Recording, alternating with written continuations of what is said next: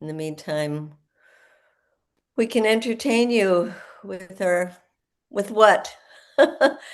Do we have Stephany on? I am here. Oh, you are. Okay, great. Love your background. Thank you. So, let's see. We have a wonderful group tonight to talk about our recent trip to Cuba, but we're just going to give a couple more minutes for you all to come in, and then we will start. Renee, where do you live? I'm in Philadelphia. Ah, right. And Danny, you're in New York. In New York. And Katie, we know where you are. Yeah. What a New Yorker. Yeah. And Third generation. Stephany, you're here in DC. I am here in DC. Yeah. I'm already excited to go back to Cuba. You know that Gotta figure Tig out is when. like on his way back tomorrow morning. What? Wow. Wow. 2,500 pounds of lentils. My gosh. Oh my gosh. Renee, look at your doggy. That's Josephine. Oh my God. What kind? She is so Havanese. cute. Oh, Havanese. Which I kept forgetting is named after being from Havana.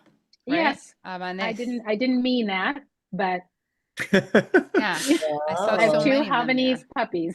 Wow. You What a probably will never coincidence. see Fanny. Yeah. Oh, Fanny is rubbing his fanny all over the floor. yeah, right. Yeah, she's passed out on the couch. She's not getting up. But Josephine will eventually want to play fetch, so you'll see me entertaining her. If CBP looked at my phone, they'll find a lot of Bucky photos of my dog. But That's your dog. yeah, then yeah, especially I was actually gonna put him in a Fidel hat and a Che hat because I've been doing these revolutionary Bucky images. So That would have gotten you in big trouble, right? yep, right, Bucks. I can imagine Katie on trial and they bring out one of those big foam board Yeah, photos that they exactly. bring out. Oh my God, they Photo of really the dog. All right, so we're going to get started now. Welcome, everybody. This is a report back from a group of that went to Havana very recently. In fact, we were 170 plus participants in this broader international convoy called Nuestra América, our America. And you know, the idea came out of a meeting that we had in Colombia where we were talking about the choking off of the Cuban economy and what could we do to draw attention to it. And there were some people there like Tiago from the flotilla, David Adler himself from Progressive International had been on the flotilla to Gaza. Myself and my partner Tig had been on many of an attempt to get to Gaza by boat. And so we talked about doing a flotilla to Cuba. We might tell you when Olivia talks about her experience on the boat, how hard it was getting boats to go to Cuba, mainly because the insurance companies were so afraid of insuring a boat that was going to Cuba. So it was very, very hard for a number of reasons. And we ended up, most of us, going by plane. We chartered a plane from Miami that took almost all of us. There were some people that went on commercial airlines. American Airlines goes quite often. And we met up the very first day with this amazing group of hundreds of people, over 600 from, I think it's 33 countries, people coming from all over Latin America, from Europe. It was very, very exciting. And we felt that this was such a perfect time to go to Cuba to highlight the cruelty of a US blockade that's been going on since 1960s, but has been so strangling, is that the right word? The Cuban economy since the last time the last time the Trump administration came in, and this time even more. And when they stopped letting in fuel into the country, we just felt like this was a moment that we had to go. We had to show how disgusted we were by this, and we had to show that Cuba was not alone. And so that is the background on our trip. And what a time, which we will talk about. But I also want to say that just today, we heard Trump saying that he was going to let this Russian tanker into Cuba, which was a question while we were there. Everybody kept saying, is this tanker going to be let in? Isn't it going to be let in? I think it was yesterday, actually, that Trump said, yeah, we'll let in this tanker, kind of what the heck. And that we feel is a great achievement. And we think it's because of the intense publicity that there's been on what the US has been doing and how cutting off all fuel is really a humanitarian crime. And I do want to highlight, and maybe our speakers can comment on this as we talk tonight, that Marco Rubio did it had a long interview on Al Jazeera today. And I couldn't believe one of the things he said. He said, we've done nothing punitive to Cuba, which on one level would be laughable, but I think more appropriate is to cry about it because the US has done everything to Cuba for so many years to try to crush its experiment with a different kind of economy. So tonight we're going to talk about this, and we have some wonderful guests. We have Katie Halper, a journalist, a filmmaker, a political commentator. You, I hope, listen to her on the Katie Halper Show, which is widely followed platform of U.S. foreign policy, media criticism, grassroots movements. And she has a combined audience of hundreds of thousands across YouTube and social media. Her work challenges the dominant narratives, amplifies the voices often excluded from the mainstream discourse. And you know how good she is because she was fired for calling Israel an apartheid state and currently making a documentary about the Holocaust. But Katie, what were you fired from? Oh, I was fired from The Hill's show Rising. And just to clarify, I am making a documentary about the Holocaust, but it's about Holocaust survivors. Well, it's about two Holocausts because it's about Holocaust survivors who are speaking out and protesting the genocide in Gaza. So they're protesting the way that they're basically saying never again is now. And Katie, I mentioned the Katie Halper Show, but what about Useful Idiots? Oh yeah, so yeah, I have the Katie Halper Show, which we did a special stream of last night, and I've been honored to have you on, and Danny Valdez, and I would love to have Renee and Reverend Stephany on. And then I do Useful Idiots, which I co-host with Aaron Mate. Wonderful.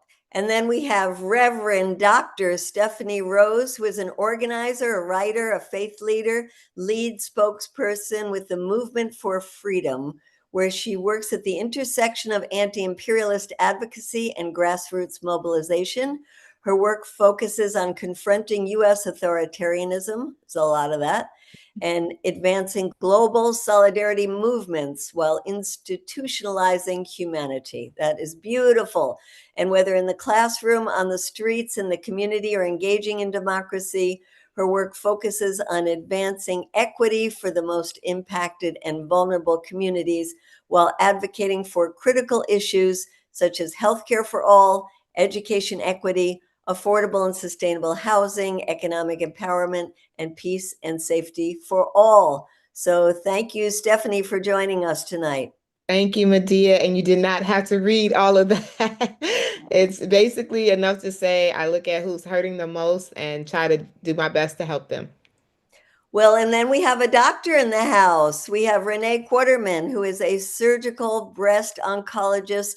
Her career has taken her across the country to establish breast centers and grow community practices. She's dedicated to teaching her patients and her community about the lifestyle habits and breast health. Her first trip to Cuba was in January last year with CODEPINK, and she has been dedicated to supporting the island ever since. She is the director of Not Just Tourist Philadelphia, which is a group that gives you anybody going to a country that needs medical help. You can ask them for a suitcase, right, Renee? Absolutely. Yeah, that you too can take a suitcase of medical donations to any destination that's appropriate. And her work for Cuba is through her organization, Philadelphia for Cuba. So, Dr. Renee, thank you for being with us. Thank you very much for having me, Medea. Hi, everybody. And then we have Danny Valdez, who is a Cuban American organizer with a pretty new group. Danny, how long has Cuban Americans for Cuba been around? Really since the end of last year when things started to escalate in a really dramatic way with Cuba. We've kind of been floating the idea for a while, and we all really got our hands dirty at the beginning of this year. Wonderful. He's also with DSA, Democratic Socialists of America, and has been leading in that organization efforts to end the blockade and build solidarity. And Danny, you had your own delegation within this delegation. How many people did you have? We had 10 Cuban Americans who came officially through the Cuban American delegation, but all in all, I think there were closer to 20 Cuban Americans who were on the trip in one way or another and connected with us one way or another too, which was great. Amazing. And of them, about how many would you say had never been to Cuba before? At least half. At least Wow. half had never been. So it was, a political trip, but also a very personal trip for many of us. We even had people who took a day to go see their family, or deliver aid directly to their families as well while we were there. So yeah, lots of personal stuff to work through as well. Well, and I know that for the Cubans on the island, it was really important to have your group there. You were sought out constantly to do interviews because people are really hungry for a voice of Cuban Americans that is not the right-wing Florida voice that says starve them so they could be freed. Exactly right. Exactly right. We spoke a little bit earlier about the phrase "not in our name," and that is something that we are also kind of trying to center in the advocacy that we're doing, because we've dealt with decades of U.S. policy toward Cuba kind of being dictated by this kind of ravenous right-wing Miami base. And there are millions of Cubans that live in the United States, and even if you take the entire population of Miami, which is like 330,000 people, that's still the vast minority of Cubans in the U.S. And we believe that the vast majority of Cubans in the U.S. want normal relations between the U.S. and Cuba, and that's what we're pushing for. Now, you believe that, or you have seen public opinion polls about that? I mean, every single year, for example, FIU, Florida International University, puts out a very useful poll about Cuban Americans. And yeah, the majority, even Miami Cuban Americans, do not support policies that hurt. We have family there. We have friends there. Many of us had a previous life there that we built. And to watch it all of that just kind of be squeezed and destroyed as an act of political revenge, basically. It's abhorrent to most of us. We also have this open letter that we've been circulating amongst Cuban Americans, which has 400 signatures on it in just a month. And so, we're hoping we can continue to build momentum there. And again, like, try to change the American cultural narrative, which basically right now I think is completely captured by the Marco Rubios and the Maria Salazars out there, and is very powerful, literally in the Oval Office every single day, dictating U.S. Cuba policy. So right now, that's why we decided to really get busy right now, because I think the message that, hey, we don't actually want this is really critical. Fantastic. Thank you, Danny. And last but not least, we have Olivia DiNucci. And Olivia, you're in a very dark place right now, but you were many days on the Caribbean. How many days were you in the boat? About 4.5. Yeah, Uh-huh. sorry that it's dark. So Olivia is an organizer with CODEPINK. I think she's probably the most connected activist in Washington, D.C. If there is an activist group for a good cause, Olivia knows them and is a wonderful organizer. And she was in Mexico waiting for the boat to leave, can tell us all kinds of stories about the trip there. But you arrived after the rest of us left, but I think arrived to a tremendous welcome in Cuba as well, right? Yes, and I just it's interesting. The power went out actually in my my apartment. That's why I'm outside. The irony there. But yes, I arrived afterwards, but I've actually both Stephany and Katie. I have heard some of I've experienced some things with Katie, and then also Stephany's from DC, and have been part of a couple of report backs already. And hearing the stories of the ground with Cubans has been so incredible to me. I only had about 8 hours in Havana, but to be part of the direct action and the flotilla coming, many of whom, about 4 or 5 folks were part of the Gaza flotilla, and also shutting down Italy for Palestine. So sharing our stories and struggles, but also like how we can overcome this, and the fact that we got, between 14 and 20 tons of aid into Cuba. We had so much aid, we couldn't have it all on the boat. So more is going to be coming. It was, I think, an example of how the Cuban people, like the Palestinian people, have inspired us to keep going, and like that mutuality, and just, excited to be here with such a great group. Wonderful. And maybe before we go further, Olivia, in case people don't know, there was a lot of concern about these 2 sailboats that took a long time getting to Cuba. Can you just let us know what happened with them? Yeah, it was interesting. So I met up with I've never been to Cancun in my life and didn't really plan to go. And of course, this is what brought me to Cancun. But I met up with Adnan, who was a friend of mine, who also did the Gaza flotilla, and his crew on their sailboat. And very, very skilled and experienced sailors. One of the boats they had brought up from Honduras or Guatemala, so they knew the boat very well.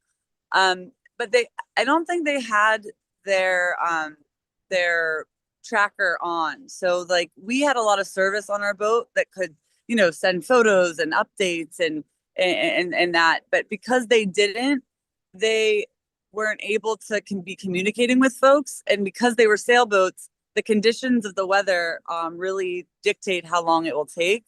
And so there wasn't much wind, and so it was delayed. But I think people were worried, of course, for good reason.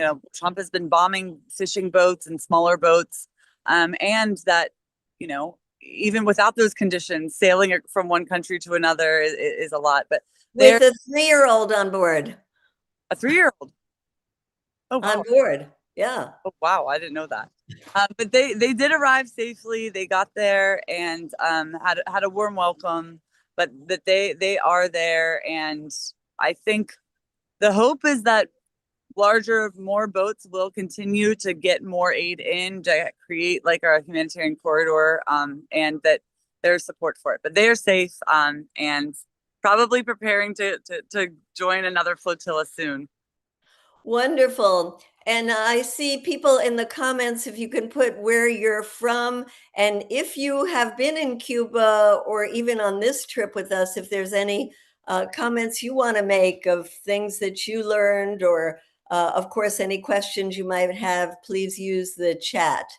So let's start with you, Katie, because you're a many talented person, and I didn't know how talented an organizer you are, because when you started getting involved in this, you would write to me like every day and say, what about so-and-so? Oh, I'll ask him. What about this person? I'll ask him. And like no fear of going to these very well-known people and asking them to go.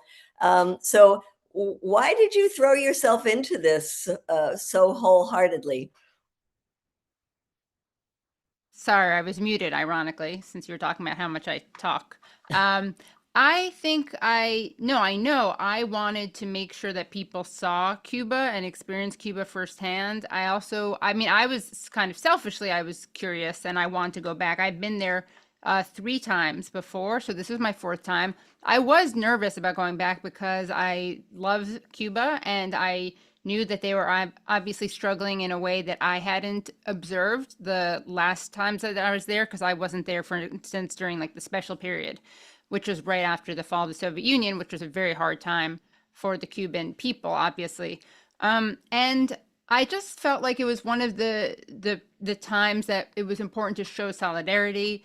I think that, as we saw, and people have mentioned this, people were so moved to have people come and support Cuba, especially because Cuba is so vilified by American politicians and by, in some cases, actual, well, as Danny was referring to it, I mean, the most kind of platformed Cuban American voices that we hear are often quite sadistic, I would say, and these are the voices that literally call for their friends and families, allegedly friends and families, to be bombed. And I don't know how you can take them seriously when they claim to have humanitarian concerns.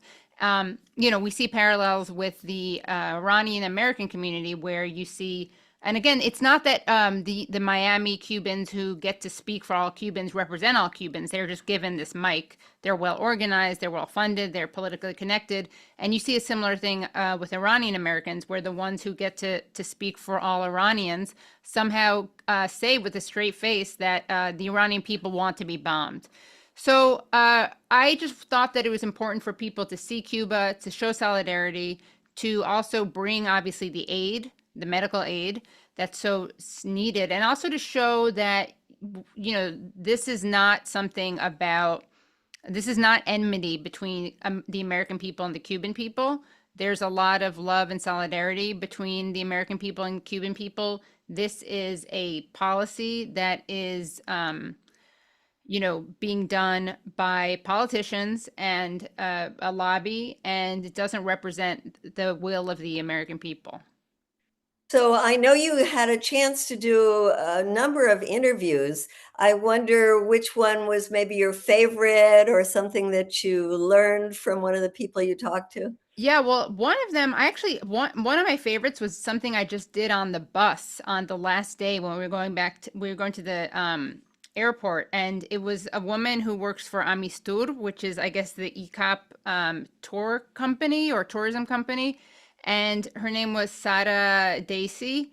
And I just loved hearing her talk about her story, her life in Cuba. She's from Havana. She'd been a teacher. She stopped teaching so that she could join the social movement and build herself and her family a home. She talked about how much the revolution had achieved in terms of racial justice. She is someone who was extremely eloquent and just very honest about the solidarity that she felt, but also and how much pride she feels about being Cuban. But she was also not pretending that it wasn't a scary time, and she wasn't pretending that war isn't scary. So I love talking to Sara Dacey, and then someone in the comments is saying that she was their tour guide in December also. So that was amazing. I did a really great interview. I mean, not because of me, I'm saying he was a great person to interview, with Jeremy Corbyn. And what was so cool about that interview, and he was, of course, almost the prime minister of England. That was great because we were going to do it in the Benito Juarez house. And then the generator went on, so it was too loud. So we did it in front of it, which meant that our interview was in front of the Simon Bolivar statue. And there were some cute kids also who we spoke to. And because of the blackout, as the sun set, it was like totally dark. And then, of course, how could I leave off this interview, which I worked so hard to get? And shout out to Cuba-based journalist Ed Agustin, who is going to be on my show tomorrow, actually, at 7 p.m. to talk about, he just wrote this front page article for the New York Times about Cuban hospitals and how the blockade is harming them. He helped me finally, like the last day, I stayed extra long so I could do this interview. I interviewed Gerardo Hernandez, who is one of the Cuban Five, and the Cuban Five were the 5 people who were given life sentences. In fact, he was given 2 life sentences plus 15 years. They were accused of being spies, but really what they were was they were patriots and heroes who infiltrated terrorist cells, terrorist organizations, Cuban American terrorist organizations based in Miami. These people were responsible for bombing a plane, for bombing hospitals. They have blood on their hands, and the United States, far from making them face justice, hid them, enabled them, in some cases funded them. So that was a fascinating interview, and he's just a brilliant person also, and has also a fascinating story I won't get into now about how he managed to, while he was in jail, I'll just say his wife was able to become pregnant while he was in jail. That's a whole other story, though. Yeah. Terrific. Well, you bring up the issue of racial justice, and I wanted to talk to you, Reverend Stephany, about that, because one thing that actually hit me was the several times some of the speakers or people we were with were saying about how they were so concerned that some of the achievements around racial justice in Cuba were being reversed with the privatization, because so many of the small businesses were coming from people in Southern Florida, white families, and how this US push for privatization was of concern from them from that racial justice point of view. So I wonder what were your feelings about this racial justice issue? What did you see? Yeah, so it's interesting, especially at this time where you have the president of Ghana moving the UN and the world to recognize the transatlantic slave trade as one of the worst crimes against humanity and the ongoing impacts of it. And so when I think about like even why I came to Cuba, and I've been there before 20 years ago when I was a grad student. I know I look like I'm a grad student right now, but it's very similar to what we experience here in the United States. If America gets a cold, then Black people get the flu, right? And when we think about just how race and racism operates in the West because of the impacts of slavery, the long-lasting impacts of slavery, when Cuba had the revolution, and we think about those who escaped the ruling class, air quote, white aristocrats, white wealthy individuals who were then able to reestablish themselves in Miami, Florida, to create Little Havana, and have their progeny become really, bicultural in their experience as Cuban Americans to build wealth and then send that wealth back. We didn't have the same experience for Maroon Cuban society, for Afro-Cubans. They were not the ones who were escaping. They were the ones who helped create revolution, right? And so very much still dealing with and living with the impacts of U.S. foreign policy, which we see it is the same in Haiti, a Black country resisting white European imperialism, and it takes 160 years for them to pay off the debt to France, right? So you have Black people resisting imperialism in this world and in the West. And so the society, even though the revolution brought people together, the privatization of capitalism plays out that always benefits white supremacy. Always, like hands down, will always benefit white supremacy. And so you have Afro-Cubans now who, even though there's aid coming in, there's there's the opening, the space, or the little space where Barack Obama eased to some degree the sanctions. He did not free Cubans or liberate Cubans from American foreign policy. But what capitalism has allowed historically to benefit white supremacy, we are now seeing even right now, which is why we are, those of us who went, some of us, we are working to take an all Black American brigade back in Black August, and specifically to Santiago, because we know that that is the epicenter of Afro-Cubanism and Afro-Cuban people. And we experience like Afro-trans communities talking about how they have to fly under the radar so that their lives are safe, so they don't get the same kind of resources that everyone else is getting, even when humanitarian aid is coming in. We had conversation with an Afro-Cuban hip hop group, and again saying very similarly, what happens to Black Americans is happening to them in Cuba. And so we have a very strong responsibility to be in solidarity and to look at racial justice the worldwide, right? Particularly when the United States can't even acknowledge that slavery happened.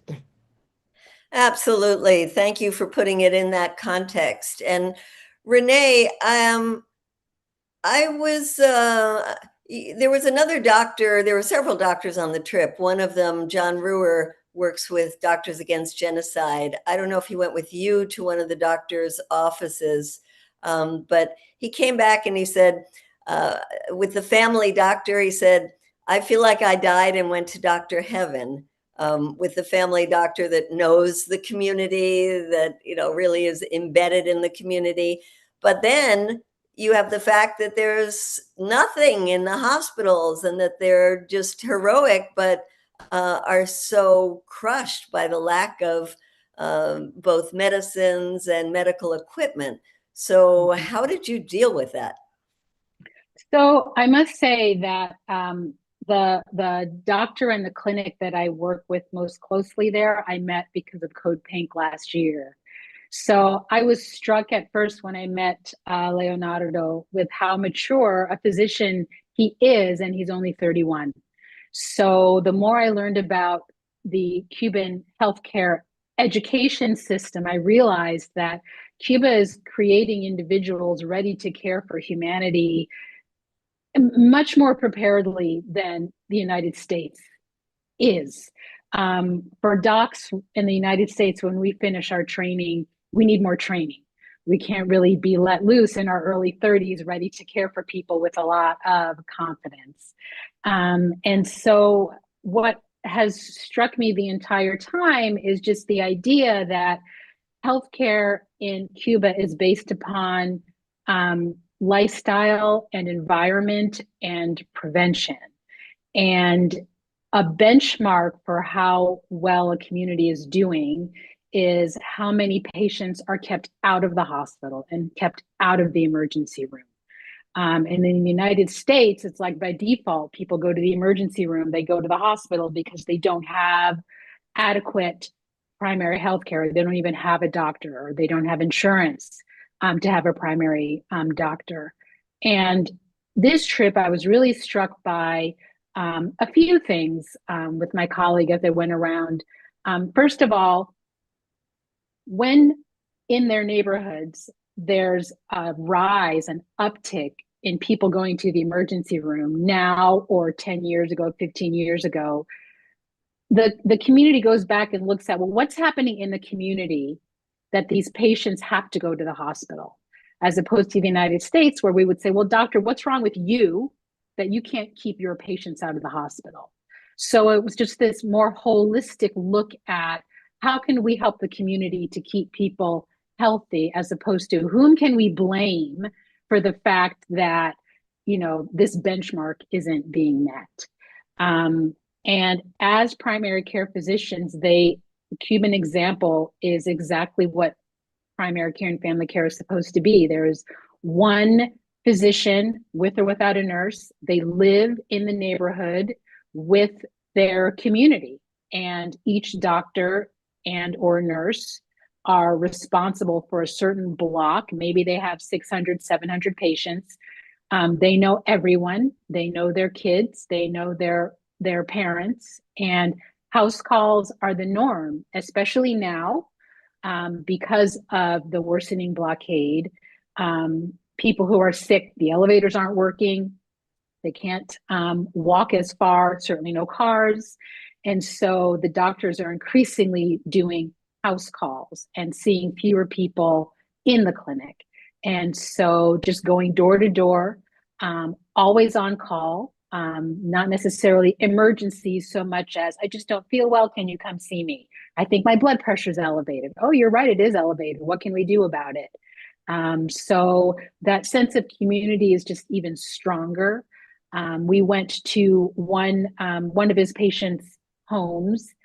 She threw down the key so he could let himself in. She offered us coffee. We finished the coffee. She offered us juice. It was amazing. And then her mother was from another part of the island. She was visiting and she didn't feel well. So she called this doctor who lives across the street. And he said, of course, I'm going to see you. Of course, I'm going to care for you. It doesn't matter where you live.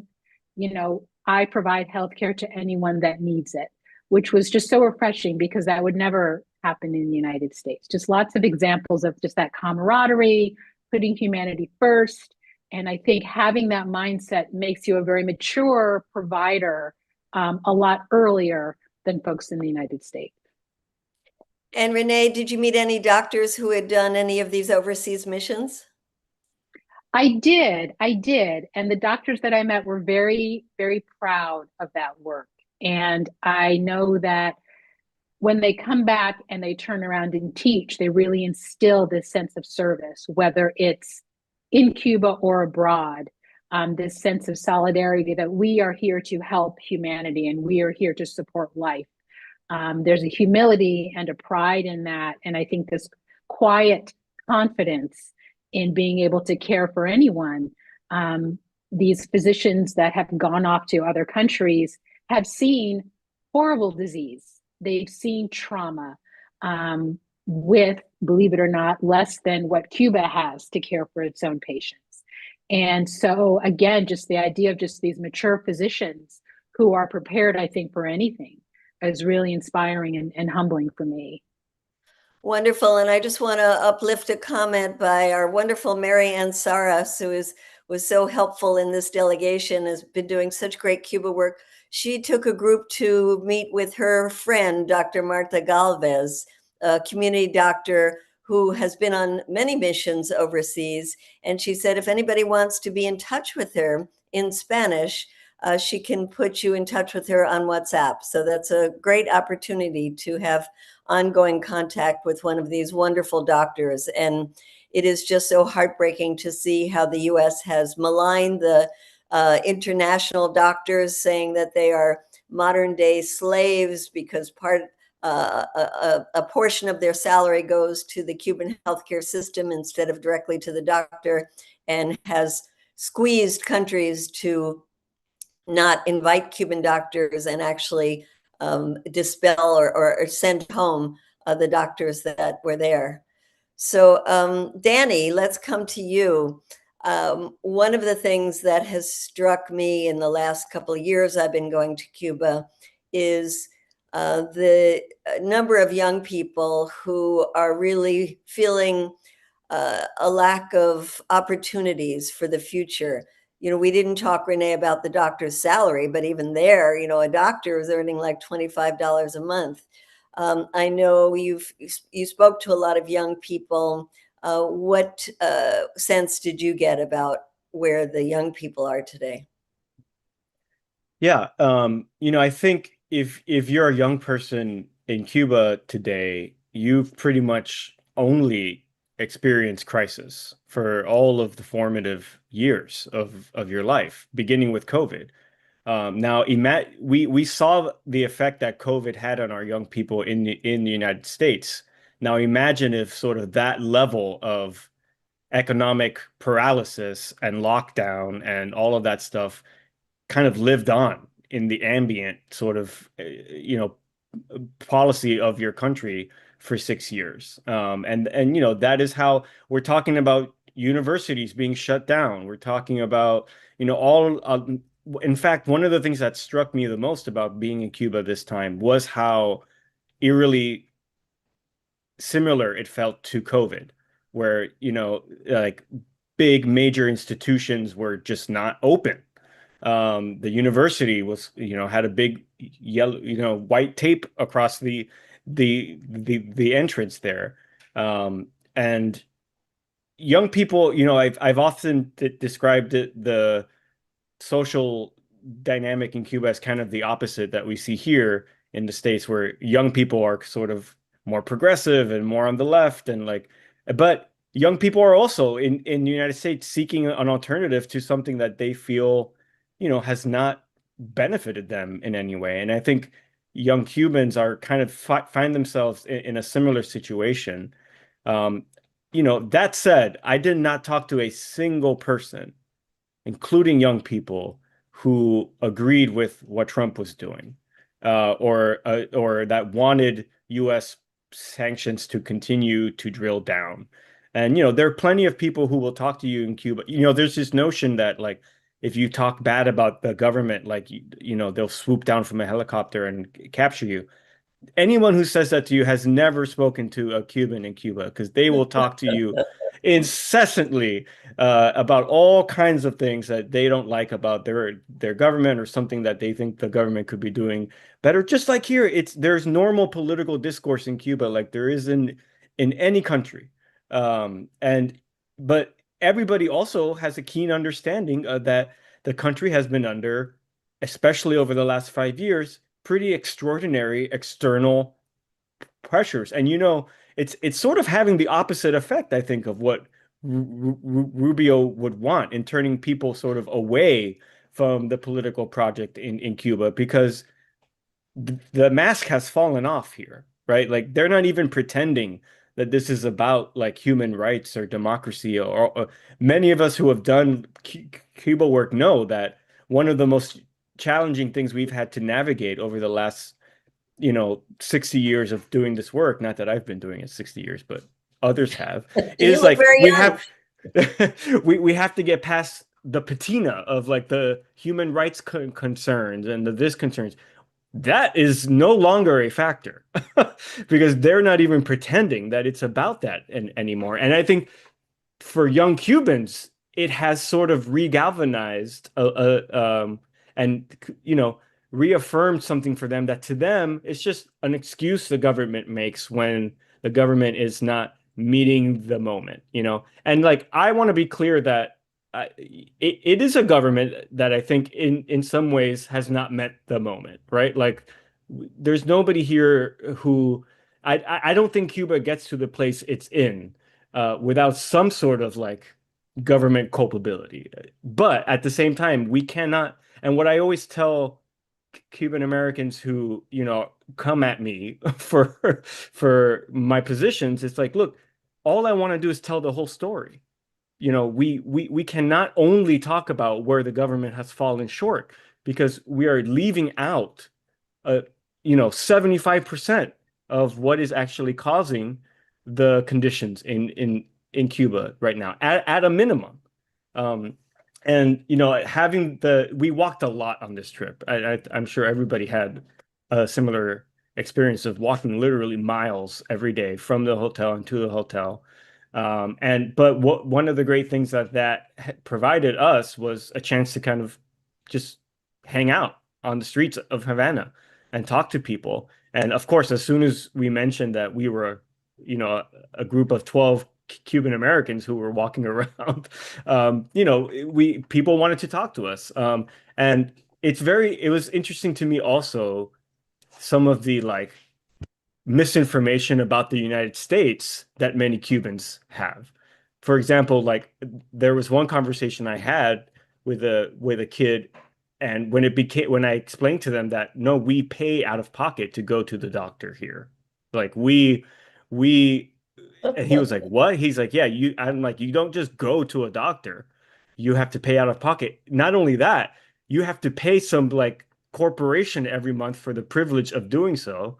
And half the time that you go, you still have to pay out of pocket anyway. Like, so I think there is a little bit, and the encroachment of social media into Cuba, I think, is actually a really under discussed story about the way things are shaping up in Cuba. 90% of Cubans are on Facebook. 90% of the country uses Facebook every day. Okay. The reason is because there's this thing called Facebook Lite, which is a different version of the app that uses uh, less data while you're using it. And so many Cubans, this is how they're getting their information. This is how they're talking to each other. This is how, and I don't have to tell you what the political environment on Facebook is when it comes to the types of information and things that Cubans are seeing and interacting with every single day, especially young people. And also what they get is, like this image of the United States as this place where the roads are paved in gold, you know? And I think for many of them, it's also important for them to hear that, hey, many of us in the US are literally living paycheck to paycheck, just like you. And let's talk about what the reasons for that are. They're very different in each country. So talking to Cubans was, I think, my favorite part of this whole experience, because we have a tendency to, I think, over romanticize their willingness to be resilient. I heard a lot of exhaustion. It's not in code. They don't have special DNA that makes them more resilient than other human beings. They are being forced to be resilient. And now more than ever. And, nobody should have to be resilient to just get to tomorrow, right? To flip a light switch and have electricity. So that was a really grounding moment. And of course, we were there in the moment where the entire national grid collapsed overnight. And it was really affecting to sort of look out from where we were staying into Havana and kind of just see this pitch blackness. I mean, that's what we saw.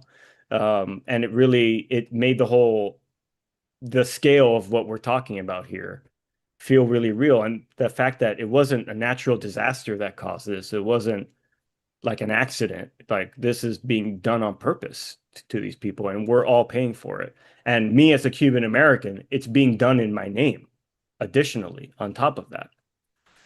Well, I wanted to ask you one other question, Danny, because what is the truth about Cuban Americans being able to invest in Cuba?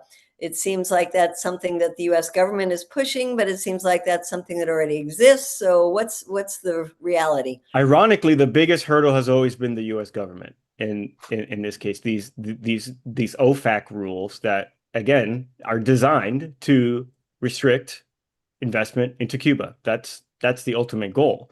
And Cuban Americans get caught up in that net as well. So my understanding is that these new measures are not really that different from Cuba's point of view. And that's not to say that, there was a time when if you left Cuba, you were pretty much not allowed to come back. And that changed over the years, especially it all sort of changed in 1978, where this group of basically college-age kids that were living in the United States who were Cuban wanted to return. And they organized and did so, and in the end changed Cuban policy toward or its stance toward Cubans who had left the island. So since the 70s, Cuba has been, open for Cuban American investment, and I would say since 2019, when now there are private markets and private businesses in Cuba, I think that is a huge opportunity. And when I say opportunity, I do agree that there is a danger here of creating, and I do think the intention of U.S. policy of only really easing sanctions when it comes to private markets in Cuba. It's like they want to create oligarchs in Cuba. That's their goal. Oligarchs that can eventually contest for political power there. But one of the initiatives that we're thinking about with Cuban Americans for Cuba is how can we take advantage of this investment opening and actually open the types of businesses that are in solidarity with Cuba, that want to sort of help the Cuban people and not just become another place where we can extract profits and exploit people. So that's one thing that we're talking about a lot in the group, is what are the types of investment vehicles or loans or things that we can do to inject much needed capital into the country, but do it in a way that doesn't kind of override everything that Cuba has sort of struggled to build over the last 70 years either. Wonderful. I do want to get into US policy and where is this going and what can we do. But before we do that, I just want to give any of you a chance to say any anecdote or something you learned on this trip that hasn't come up yet that you might want people to know. Is there anybody who wants to add to that? I just wanted to say one thing, which is that shout out to Current Affairs. I see Alex from Current Affairs is watching this, and they did great coverage, like right away on the trip, and also debunking a lot of this ridiculous propaganda. And also another great interview that I didn't mention because I didn't want to take up too much time was, of course, with the great Anne Wright. And so shout out to Anne Wright for always doing such amazing, so many amazing things.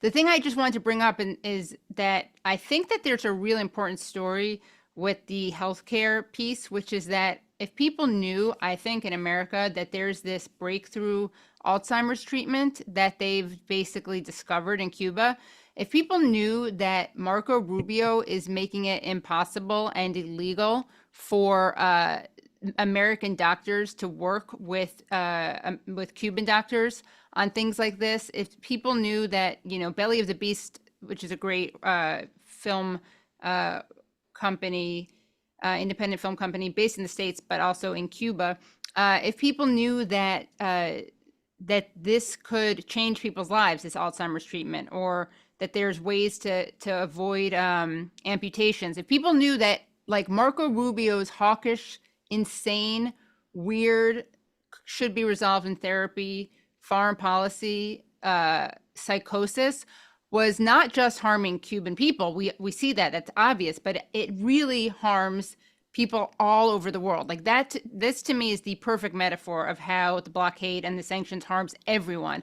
Because think of all the people whose lives could be changed for the better, and in some cases saved if they could avoid amputations. Think about how much people's lives would be improved if they could have Alzheimer's mitigated. And I actually, when we were there, we went to the Salvador Allende clinic or hospital center. It's a medical center. And I asked one of the a neurologist who was there about it. And she said that we say that Alzheimer's affects like 5 people, the person who has it and like the 4 people that most surround them. Because if people, and I've had this and my grandmother had it, I mean, Alzheimer's is extremely painful for the people who have it, but the people around them. And so I just think we should get that message out there. Like, how dare Marco Rubio get in the way of people having healthier, more meaningful lives? And Absolutely. And as somebody put in the chat, Diana Block, you can watch the Belly of the Beast, Teresita's Dream, about the Alzheimer's experiments that they've been doing. And there also somebody put in the chat about the diabetic foot ulcer medication from Cuba that saves people's feet. But Reverend Stephany, I think you want to add. Yeah, I just wanted to add to what Danny was raising and what has come up a little bit in this conversation, but what really resonated for us, or at least myself in this trip, when it comes to this public versus privatization and the expansion of capitalist imperialism in Cuba. Even while we were there, and we have talked about it in our own like report outs and some interviews or whatever, even while we were there, the access for private businesses, it wasn't a complete no oil to Cuba. If you like, there were private businesses that the United States administration was willing to articulate on paper, in public, in briefs, that we are trying to give a leg up to private industry in this very communal, social, public facing and country where like equity and egalitarianism is core to who they want to be, right? We talk about sovereignty, we talk about resiliency, we talk about self-determination. And another thing that came up in the conversation, though, is what does Cuba become when the United States is no longer a blockage? And we had a very heart to heart, when I say we, it was a very Black conversation between us and the hip hop group Obsession that we got to sit with. And I raised the question that yes, the United States is problematic, and someday we hope, we know, because we will continue to do the work, the United States will not be a barrier to self-determination for Cuban society.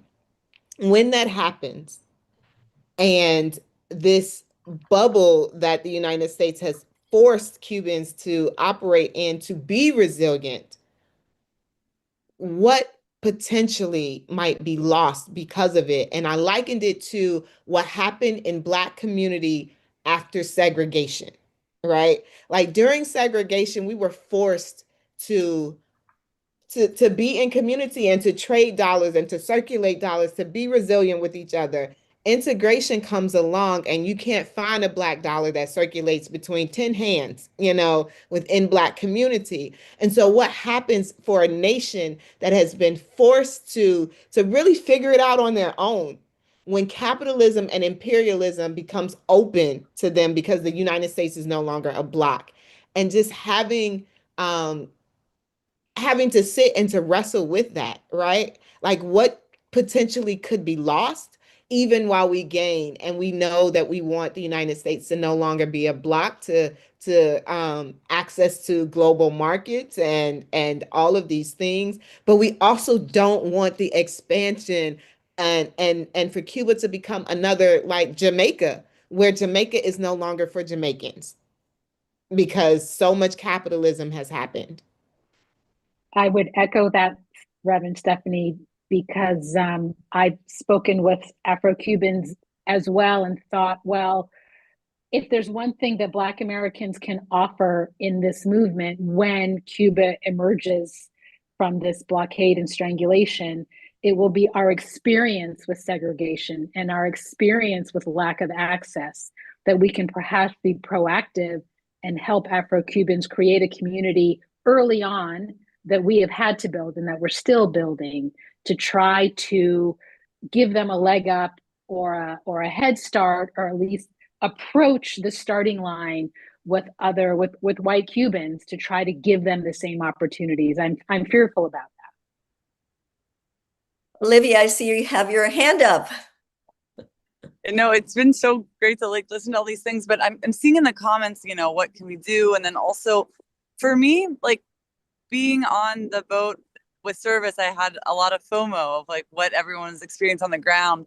But the parallels that I felt was the way that we were taking care of each other on the boat, having different roles for who cooks and then who cleans and who's on night watch, and who's, if someone gets sick, how we're caring for each other, and these little microcosms that people in Cuba have done. And I don't want to romanticize resilience, but so that force, and that we're seeing that parallel that we need to be doing here at home, taking care of our neighbors. And so I think so much of like what we can be doing is the political education piece and like connecting our issues to people here on the ground, whether that's the Alzheimer's, how that could help people here in the US, or how community-based, like community decision-making, town hall structures, getting people more. I know that Reverend Stephany is involved in like more local politics, how those those parallels have, because we're up against so much propaganda.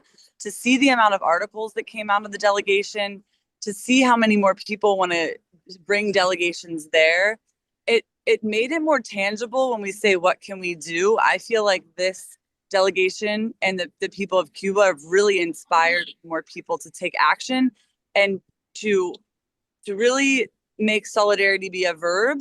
And that fact that like how we live, CODEPINK uses the local peace economy, mutual aid is being used, but that those same models are, based on that ancestral knowledge. And you don't have to like know all of the theory and be like a huge Marxist and all of that. You really just have to want to show up and want to help people in your backyard as well as across the ocean. So great. And Danny, I see your hand up.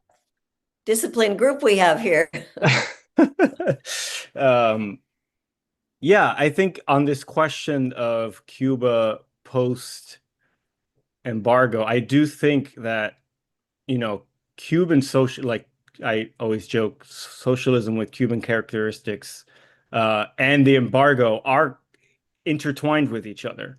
And it will be different after the embargo is lifted. Like there's no world where Cuba remains the same economically and politically when the forces of global capital, are more or less unleashed there. What gives me solace in that is, Cuba has remained maybe the most principled place on earth for 67 years through, many, many challenges where lesser projects would have caved, lesser projects would have folded. And to a certain extent, I think Cuba's in good hands in terms of not just, and I don't mean the people in charge right at this moment, I mean the Cuban people in and of themselves have struggled for sovereignty. They fought off Spain, they fought off the United States. I think we should be doing what we can to protect Cuba to a certain extent from. I agree, Reverend, that like if this ends up with a Starbucks on every corner of Havana, that is extremely tragic, and that's not something that I think we want as an outcome of lifting the blockade. And that's something that I think we can teach Cubans how to navigate in the ways that you were suggesting. But I have a lot of faith in them to be able to understand that what it means to have, global capital sort of flood into your countries in good ways and bad. And that's sort of where I think I land there. And I also just wanted to highlight one particular experience that we had, which is one of the first things we did when we sort of got our group together is we reached out to many LGBTQ plus mini organizations, let's say, or advocacy organizations in Havana, and we gathered 5 suitcases of supplies specifically for them. Like they gave us a list of things like, for example, condoms, which have basically not been available in Cuba for years. So we brought lots of condoms, lots of items related to sexual health, and just general aid. And we went to this really special place called El Callejón de Hebron, which is kind of like this little side street in Havana that's sort of been converted into this place that is really kind of actually centered around Afro-Cubanism, but also is kind of a hub for LGBT communities in Cuba, in Havana. And we left aid there, and we put on a drag show with them, and it was this beautiful kind of defiant joy that we sort of brought to everyone, and we got to experience with everyone in these moments of like real hardship. And one person said to me, right now we're basically jumping from a moment like this to the next one. And that's how we're getting through this crisis. And you guys being here gave us so many more of those moments that we can jump onto. And I'm really appreciative that you guys were here. And I just thought that that was like a very beautiful way to try to sum up what we were doing there. And to also hear directly from Cubans that we did have that effect. It just makes me want to go back like tomorrow, if I could. You can go and deliver lentils. Yeah. Our group was going tomorrow to deliver 2,500 pounds of lentils to Incredible. the eastern part of the country. So I do want to move us into what we can do. But before we do that, Katie, I just want to ask you, where do you see Cuba 6 months from now? You think about this stuff a lot. You talk to a lot of other analysts. What do you think is going to happen? I don't know, and I mean, I'll just be transparent. I don't know what's going to happen. I think that I'm hoping that Trump, his fatigue from his warmongering. No, I don't want to say fatigue because that's like overestimating him. I think that maybe some advisors will tell him that he's already has a bunch of kind of imperialist failures under his belt, and maybe it would look better to not try to embarrass himself in yet another theater of war. I do think that it's an interesting and challenging discussion that has been brought up about what kind of we're hoping to see in Cuba, what we're hoping not to see in Cuba. And the truth is, we just have to kind of, I think, be principled in breaking the blockade as much as possible, and obviously in legal ways. And I was one of the people who was pulled over and questioned and detained by CBP. So I'm talking to you, CBP. We're talking about legal things, and everything we did was legal. But I think that kind of has to be our biggest commitment. I know it's scary because I remember when I went under Obama, and I'd been before Obama, and I actually kind of felt like, oh, it's not as Cuban as it was before. It doesn't feel as authentic. And I'm like, well, also people are suffering less. So I have to kind of catch my own, we have to kind of match our own ideological commitments with the commitments of, I guess, I mean, this is just of the Cuban people. And they're not a monolith. So that's another thing that's complicated. But I think that what we can't do is we can't give up on Cuba. And it's the least that we could do. I mean, there is resilience fatigue. I think people get annoyed with hearing about how moved we are by how resilient they are. I mean, I think that's a normal reaction from the outside to be impressed and blown away by their resilience. But I do think that they're fatigued. And I think a lot of the people who we spoke to, a lot of them just didn't really care what kind of government there was. They just knew it wasn't working. So I think that we, as U.S. citizens, need to be doing all that we can just to try to get our government to stop basically like criminalizing being Cuban and living in Cuba.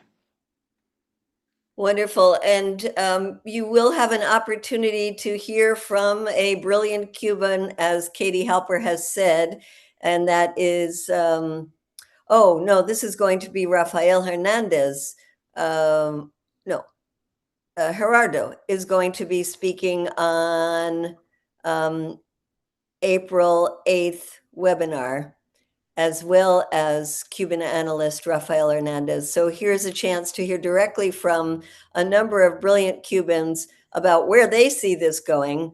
And the link is in the chat. And there's a lot of great stuff being put in the chat, which we will save and make available to people.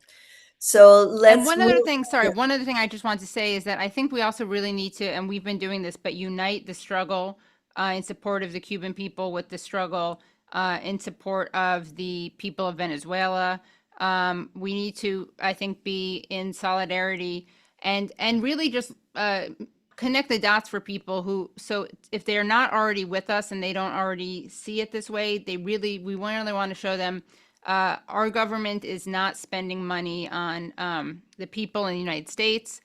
They don't care about the people. They are spending money on killing people, both here and especially abroad, and just making those connections so that people realize how it's really against all of our interests for our government to be doing this. Yeah, there was an Axios article today that talked about the Republicans looking into cutting healthcare so they could Yeah. pay for the war in Iran. So obviously, what our government is doing is making people's lives miserable here and around the world. So as we move now to what we can do, I want to invite on Myra Alonso from Marasul. Marasul has been the travel agency that for so many decades has been giving people a chance to experience Cuba. And Myra, we had a brief talk, but I was telling you that so many people on this trip were like, I want to organize my friends and I want to go to Cuba. And how can we do that? So, one, maybe you could give us a little context about Marasul and the tourist industry and how it's hurting so much now, and then how people can go. Hi. Good evening, everyone. Just CODEPINK and all of you involved in this convoy. I mean, wonderful work and beautiful. And thank you for all that you've done for Cuba and its people. So with regards to travel, we've been around since 1979, Marasul. It started, I guess, when things opened up. I wasn't around back then. I was born, but not quite working there yet. The reunification of the Cuban family was one of the main goals of that of the founding of Marasul. It was founded by Cuban Americans that had come when they were quite young, and some were part of the dialogue of 1978, 77, 78, and the Brigada Antonio Maceo Brigade. I myself, as a young child, would travel to Cuba in the Maceitos.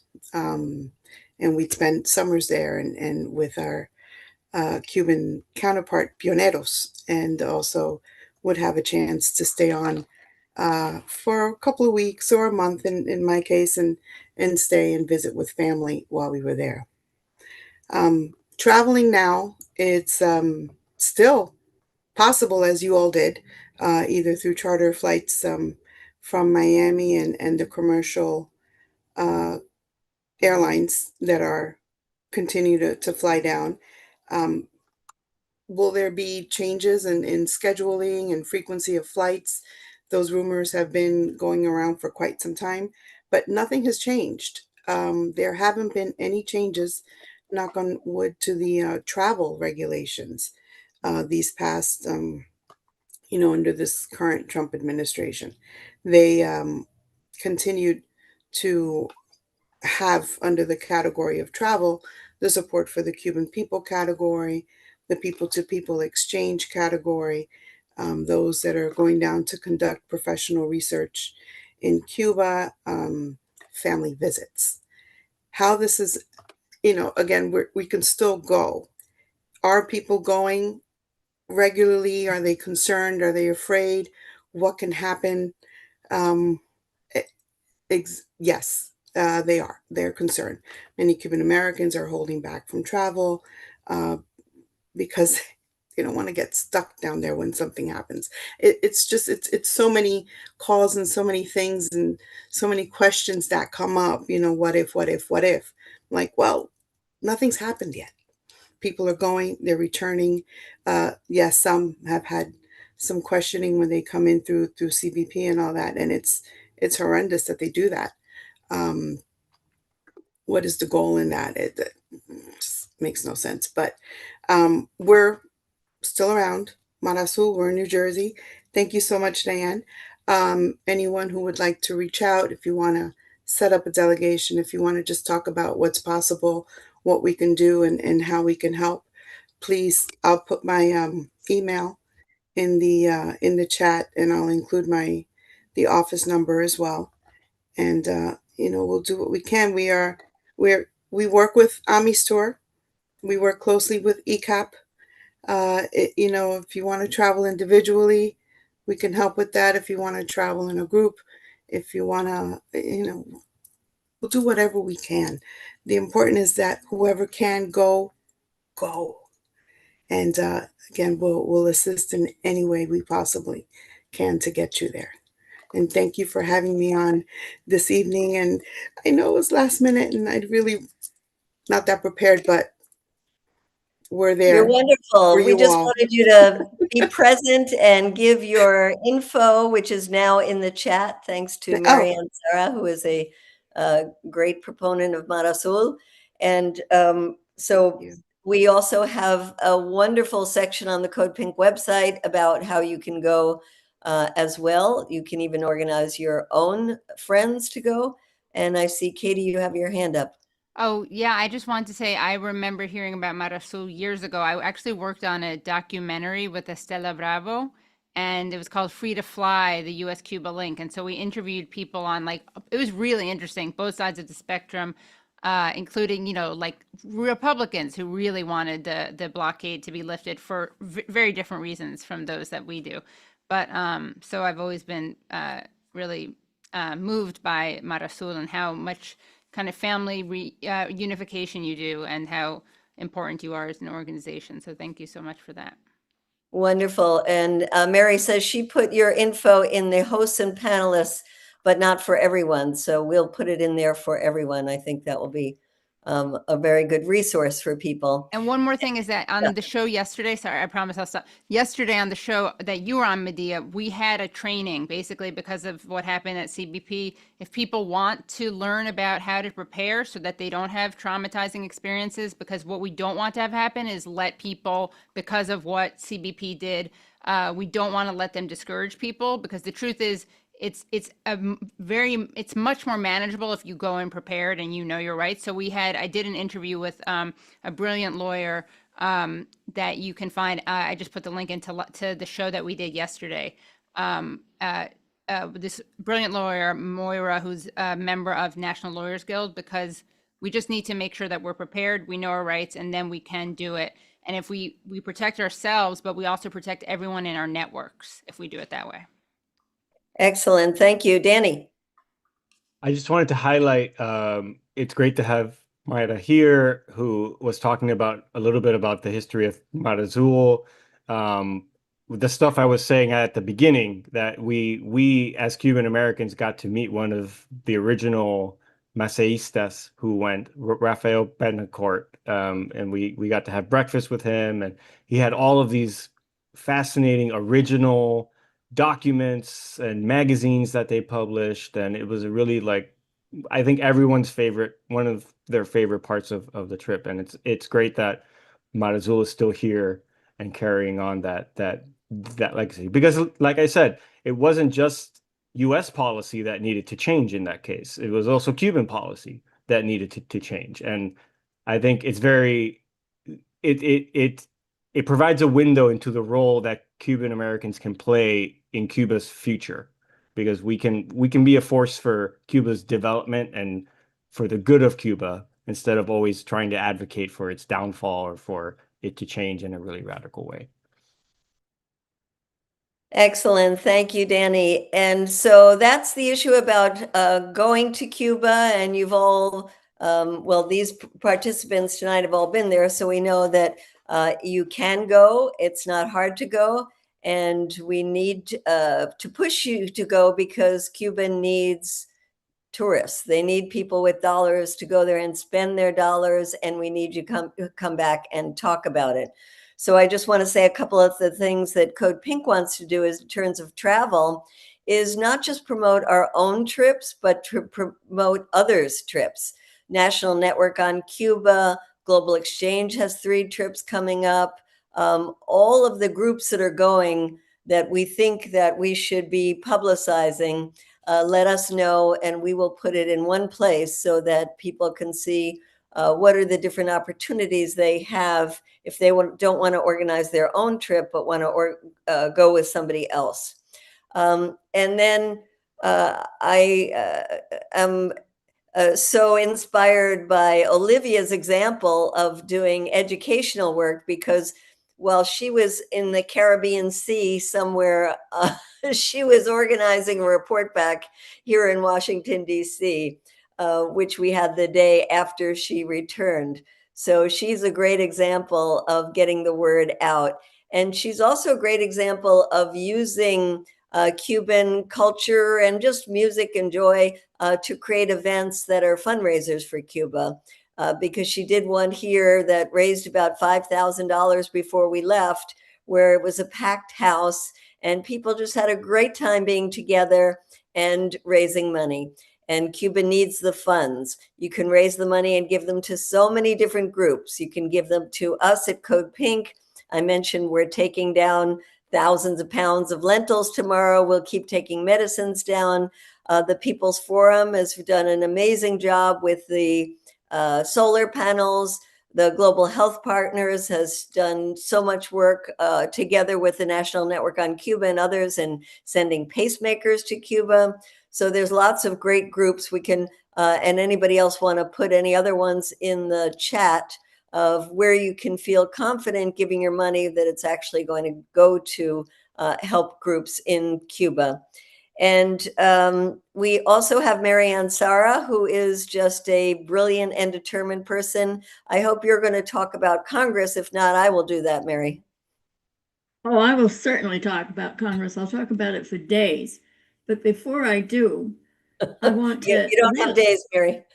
Well, no, I'll talk about it for minutes. How's that? But before I do, I just want to re-emphasize that there's all kinds of ways you can travel to Cuba. And I noticed that on the CODEPINK travel website is our little 5-minute video, Yes, You Can Travel, which tells you all the ways to travel, every single one of them, really, as an individual or as a group. So that's that. But so they continue to present bills in Congress, even knowing that the Republicans control it and it might not even come to a vote. But we can't stop trying. It's the only government we have at the moment, anyway. And so I put in the chat several times on every action,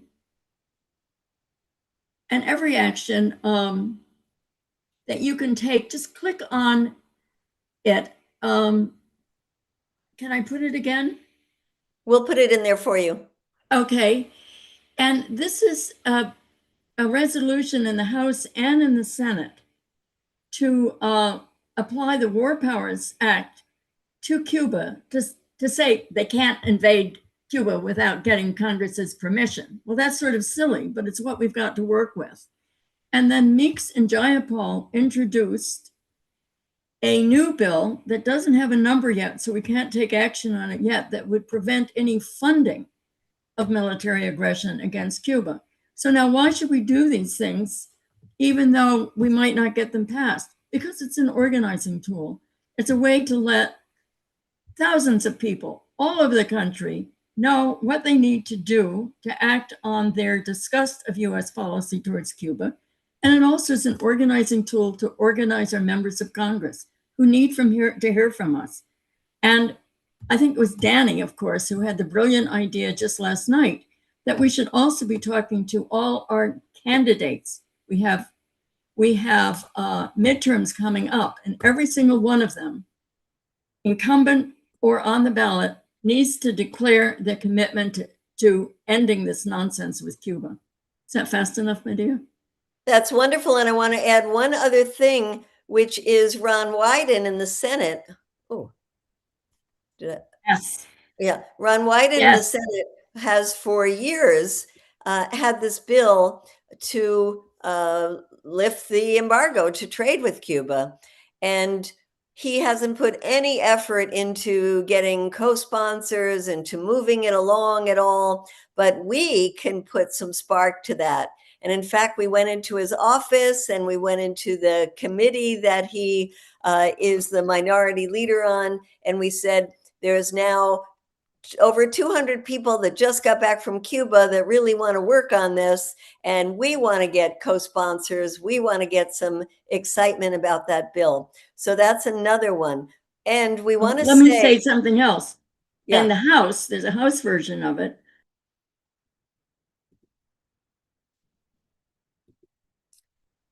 Are you talking?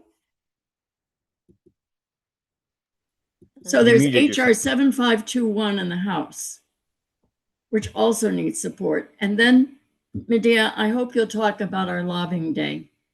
Yes. So I don't know if you even know we have a lobbying day now, which is going to be April 14th. It's a Tuesday, and we are going to be encouraging all of you and all of your friends to come to Washington, D.C. to join us on that day and flood the halls of Congress to promote all of these bills.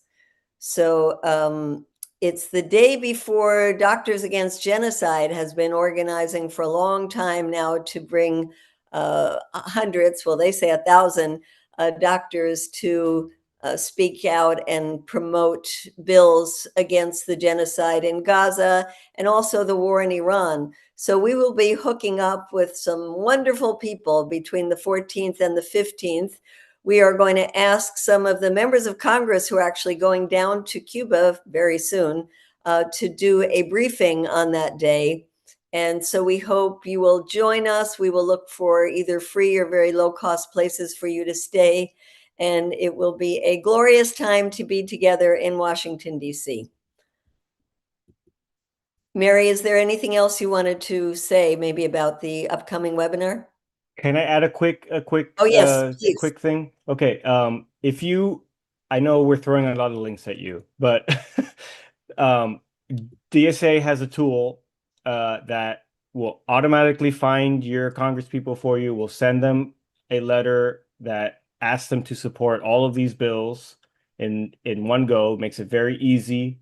I'm gonna put the link to the chat, the link in the chat, but I am only, somebody's got to do it in the big chat, if you don't mind.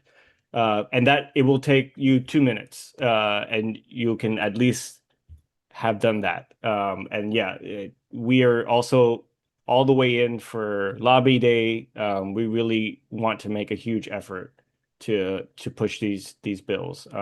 Even if, they are organizing tools first and they are bills second at this point, but they are tools and we should be using them. So yeah. Exactly. And we look forward to working with you and the Cuban Americans for Cuba on that. So Mary, any final words? Well, I do want to say one thing, which is I hope we have a second lobbying day because it's short notice for a lot of people and you can't lobby these folks in the halls of Congress too often. But I also want to invite people to, so on Sunday on the convoy, we had a presentation with Rafael Hernandez, who's a leading political analyst in Cuba and an expert on Cuban US affairs. And he's going to be talking to us. He assures us that he can get Zoom as long as there's not a national blackout directly from his house. And he will be speaking to us on April 8th at 8 p.m. And he will talk to all of us. He will take all of our questions and he will talk to us about what he thinks is going to come next. Maybe Katie, you should come on with him and the two of you can talk about what's going to be next. Wonderful. Thank you for that information and all of your great organizing, Mary. Let's give anybody in the group who wants a chance to just say some final words. Why don't we start with you, Katie? Oh, final words. Just don't stop talking about Cuba. Don't stop talking about Palestine. Don't stop talking about Iran. Don't stop talking about Venezuela. And please come to the Katie Halper Show tomorrow at 7 p.m. at youtube.com/The Katie Halper Show. Again, that's youtube.com/The Katie Halper Show, because we are going to be speaking about the effect of the blockades on Cuban hospitals, but we are always having on great guests, including people on this very stage. And I'm going to have Renee on. I already told her. So looking forward to that. And Rev, I haven't told you this yet because I don't have your number yet, but I'm going to hit you up too. So thanks to everyone for having me here also. Excellent. So maybe we'll go to Rev here. Just want to say thank you to CODEPINK for all the amazing organizing and just allowing this delegation to go down. Please continue to support CODEPINK, support the work of all of these amazing organizations. Movement for Freedom, we are doing our convoy. It will be Black August. Please support. You can tap into this QR code right behind me to support our work. We are taking activists who don't have disposable income in ways that some of us might have. So please support, support, support. Wonderful. And Dr. Renee. So thank you very much. And specifically, thank you, CODEPINK, for introducing me to the experience of Cuba last year. And I would just echo the sentiments now to just not stop talking about Cuba. It's an example of what we all want to see the world as, kind of community as family, and helping each other and putting humanity first. And we can all do something. So just don't give up. Wonderful. And we will end with you, Danny. Okay. First thing, if you are Cuban American or you know Cuban Americans who even no matter how they feel about the Cuban government, if they want to get rid of the embargo, they are welcome at Cuban Americans for Cuba. You can go to cubanamericansforcuba.org. And if you add /letter at the end of that, we have an open letter that has gathered 400 signatures so far from Cuban Americans all over the country. And that's something we will be bringing to DC with us when we do our lobby day together with you, Medea. Thank you so much for all. I want to thank Medea, and I want to thank CODEPINK in general, who really made this whole thing happen and gave such a wonderful experience to all of us. And we look forward to, again, following in your footsteps, Medea, every step of the way. Thank you. Well, the woman behind the scene, as always, is Michelle Elner. Michelle, yes, Michelle. She put on this. She's working the back end. She is the one who, I don't know how, organized 170 people to get on a plane together, and most of them to get home. So thank you, Michelle, from behind the scenes. We love you and appreciate you. And thank all of you tonight. I think this was a great discussion. And I hope we have not only given people some food for thought, but can continue to inspire people to take action for Cuba. Thank you. Good night, everybody. Thank you. Thank you so much. Bye, everyone. Thanks so much.